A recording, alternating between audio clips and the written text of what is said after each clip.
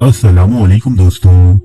कदीम दौर और कुरूनी वस्ता के दरमियान बनाए गए हथियार इंतहाई मजबूत, मोहल्लिक और सफाकियत की एक मिसाल थे।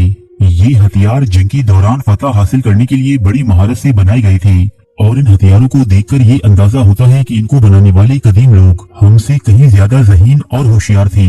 आज इस वीडियो में हम ऐसे ही चंद हथियारों के बारे में जानेंगे जो अपने दौर के इंतहाई खतरनाक हथियार माने जाते थे। Number 8, Greek fire. Greek fire जिसे crusaders liquid fire, Roman fire और सी फायर भी कहते हैं, जंग में इस्तेमाल होने वाला आग का एक हथियार था। इस ग्रीक फायर को सन 672 ईस्वी में मुतारिफ करवाया गया था, जिसका मौजूद कैलिनेकिस ऑफ हेलिपोलिस नामी एक आर्किटेक्ट था। ये एक ऐसा हथियार था जिसे बाज़ंतीनी सल्तनत ने बहरी जंग में इस्तेमाल किया था। इसकी खतरनाक बात ये थी कि ये पानी में भी जलता रहता और एक खास वक्त तक जलने वाली इस आग की ये सलाहियत ही इसकी ताकत थी।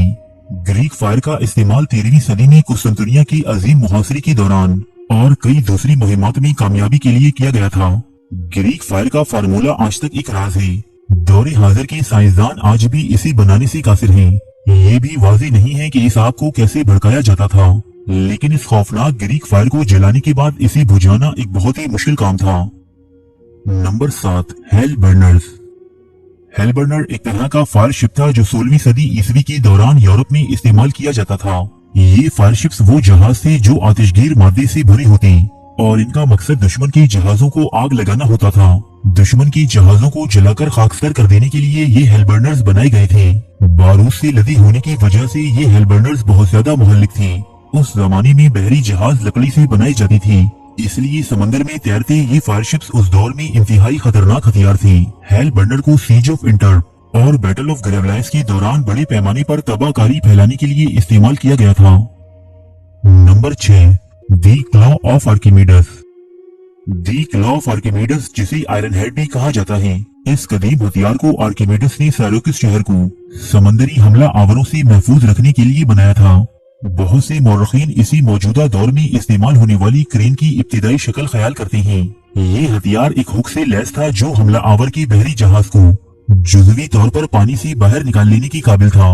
ये मशीनें 214 कबले मसीह में सेकंड प्यूनिक वॉर के दौरान इस्तेमाल की गई थी, जब रोमन रिपब्लिक ने मार्कोस मर्सिलियस की क़यादत में 60 जहाजों के बेड़े के साथ सैरोकिस शहर पर हमला किया। रोमन बहरिया पर इस मशीन का तबाहकुन असर हुआ। नतीजतन बहुत सी जहाज अपने इतराफ में गिर गए या उलट गए, जबकि कुछ जहाज ऊंचाई से गिरने के बाइस समंदर में गर्क हो गए। Number 5, siege tower. Siege tower कुरूनी वस्ता के जमाने में मुहासरे के लिए एक खास किस्म का हथियार था, जिसका बुनियादी मकसद हमला आवर फौजियों को किले की दीवार तक पहुंचाना था। सीज टावर का इस्तेमाल हमला आवर फौजें किले की दीवारों पर चढ़ने और उन्हें तोड़ने के लिए किया करती थीं। 4 पहियों के साथ इन मखरूती सीज टावर्स की लंबाई एक किले की दीवार के मसावी होती थी, जो कि लकड़ी से बनाए जाते थे लेकिन आतिशगीर मादे से लेस होते थे। आग से महफूज रखने के लिए इन्हें लोहे और मुख्तलिफ जानवरों की खालों से ढांपा जाता था। कुछ सीज टावर्स तकरीबन 100 फीट ऊंचे होते थे। इन सीज टावर्स में नेजाबाज, तलवारबाज और तीर अंदाज रहती थी। इन टावर्स की तामीर उस दौर में एक बहुत ही मुश्किल काम था, जिसमें बहुत ज्यादा वक्त लगता था। नंबर 4, यूरुमी। लचकदार चाबुकनुमा ब्लेड के साथ यूरुमी एक तलवार है, जिसकी इब्तिदा इंडिया की रियासत केरला में 6ठी सदी कबले मसीह के दौरान हुई थी। लचकदार ब्लेड के साथ यूरुमी नामी ये हथियार आरा या चोटवाल के नाम से भी जाना जाता है। ये हथियार न सिर्फ दुश्मन के लिए बल्कि उस शख्स के लिए भी खतरनाक साबित हो सकता है जो इसे चलाता है। यूरुमी नामी इस हथियार में ब्लेड्स की तादाद जितनी ज्यादा बढ़ाई जाती है, ये उस कदर मुहल्लिक हो जाता है। एक जंगजू को इस हथियार को चलाने में महारत हासिल करने के लिए कम से कम 12 साल का अरसा दरकार होता था, लेकिन जब एक सिपाही यूरुमी को चलाने में महारत हासिल कर लेता तो वो तने तनहा कई अफराद से लड़ने के काबिल हो जाता था। पिछले 200 साल से इस हिंदुस्तानी हथियार को जंगों में इस्तेमाल नहीं किया गया। नंबर 3, हुआचा। 14वीं सदी में कोरियंस की सबसे अहम इजाद हुआचा थी। इस हथियार को 1409 ईस्वी में कई साइंसदानों ने मिलकर बनाया था। हुआचा का मतलब है फायर कार्ट, जो एक वक्त में 100 तीरों को रॉकेट की तरह चला सकती थी। ये वार मशीन 2 पहियों वाली गाड़ी पर मुश्तमिल थी, जिस पर एक फ्रेम नस्ब होता था और इस फ्रेम के अंदर हर तीर के लिए एक सेपरेट होल बनाया गया था।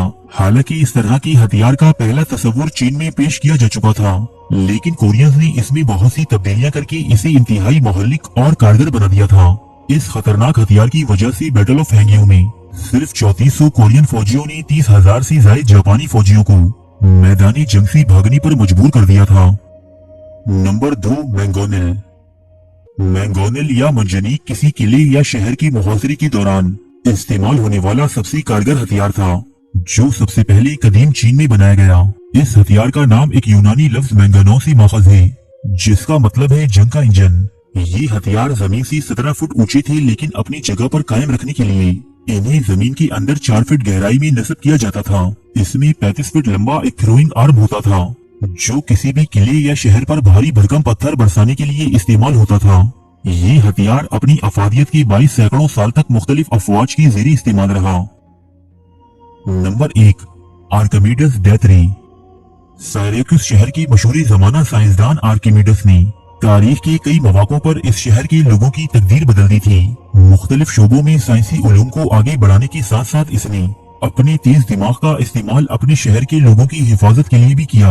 आर्किमिडीज का बनाया सबसे तबाहकुन हथियार डेथ रे के नाम से जाना जाता है।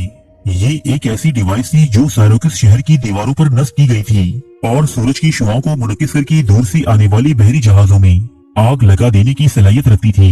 ये डिवाइस मुख्तलिफ पॉलिश लेंसेज की एक सीरीज से बना था, जिनका इस्तेमाल सूरज की रोशनी को इंतहाई पतली और ताकतवर शुआओं में तब्दील करने के लिए किया जाता था।